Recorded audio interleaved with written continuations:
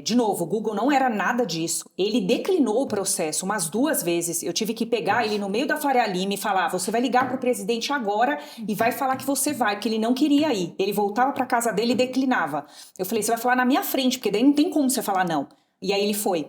Você tem algum caso para contar para a gente de alguém que você recrutou no início da carreira e hoje está num cargo de destaque? Você tem alguma história, algum caso que você possa contar para a gente? Acho que tem alguns, né? Alguns, graças a Deus, né? Que bom, né? Que bom. Que não funcionou. Mas tem um que eu me orgulho muito porque foi num momento da minha vida que eu tinha acabado de mudar de área. Até então, quando eu comecei na empresa, eu só recrutava para a área jurídica, então era focada nisso. E aí foi quando eu fui para Executive Search, era uma marca, era uma solução que estava também chegando no Brasil essa época. E uma das primeiras vagas que eu fiz, eu me lembro, foi para o Google. O Google era super pequeno aqui no Brasil. Tinham pouquíssimos funcionários, não é nada do que é hoje em dia, que todo mundo queria trabalhar lá, pelo contrário. E tinha muito aquela história de não adianta você ser bom, você tem que ser diferente. Então, era uma posição de controller, não era tão alta, era uma posição mediana, mas que a pessoa não poderia ser um controller qualquer, né? Tinha que falar inglês super bem e eles têm uma forma de recrutar que é muito diferente. Então, além do meu trabalho, passa todo por uma banca, tem milhões de etapas lá dentro, é bem complexo. Bom, encontrei um candidato, ele até lembra disso até hoje. Ele trabalhava num setor que não tinha nada a ver com tecnologia, era indústria.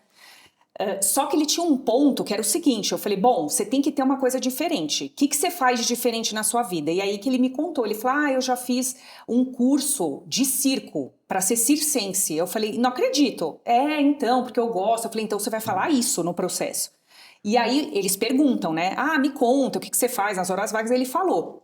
O inglês dele nem era tão bom, tá? Mas mesmo assim, o histórico escolar também não era dos melhores. Mas acho que por ele ter esse outro lado, eles adoraram, né? Um financeiro que fez circo. Tipo, eles pensaram, nossa, isso nunca vi na minha vida. E aí ele foi contratado.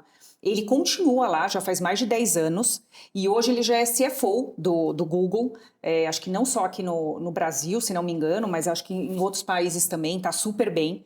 Mas foi um processo que me marcou muito, porque eu era bem jovem nessa época. De novo, o Google não era nada disso. Ele declinou o processo umas 2 vezes. Eu tive que pegar ele no meio da Faria Lima e falar: você vai ligar para o presidente agora e vai falar que você vai, porque ele não queria ir. Ele voltava para casa dele e declinava. Eu falei: você vai falar na minha frente, porque daí não tem como você falar não. E aí ele foi. Então, às vezes, a gente tem que também meio que brigar com a própria pessoa, falar assim, como você vai perder essa oportunidade? E hoje ele tá super bem. Então, assim, me marcou. Mas, assim como esse, até meus candidatos maravilhosos, tenho vários para contar, pessoas incríveis que eu conheci na minha carreira e que hoje, outras já eram super sêniores e que, enfim, né, ficaram melhores ainda, mas às vezes quando são esses trampolins de carreira, isso marca muito, né? Foi o que aconteceu nesse caso. Que legal. Legal. Você sentiu que ele tinha medo? Alguma coisa assim? Eu acho que ele tinha muita insegurança, porque era impressionante. Ele recebia a proposta, ele voltava para casa dele, ele falava com a esposa dele, aí ele me ligava. Eu não vou.